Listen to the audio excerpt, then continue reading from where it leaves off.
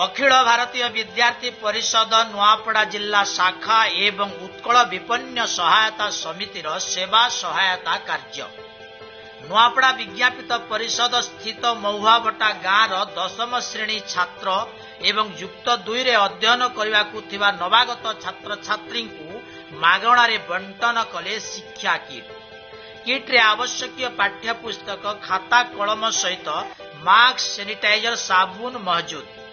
आगकू छात्र छात्री विद्यालय महाविद्यालय स्तर में पाठ पढ़ा थिबा बेले एही किट संजीवनी सदृश काम रे आसीबो बोली अखिल भारतीय विद्यार्थी परिषद कर्मकर्ता माने प्रकाश करिसंती। सेही बोली महामारी कोविड-19 रु छात्र छात्री सुरक्षित रहिबा पाई मास्क साबुन सैनिटाइजर बंटन करिथिबा अखिल भारतीय विद्यार्थी परिषद नुआपड़ा जिला संयोजक सुमंत कुमार बेहेरा कहिसंती।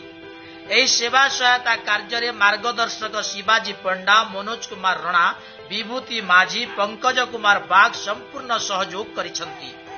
नुआपड़ारो मोतीलाल बाग ईटीवी भारत।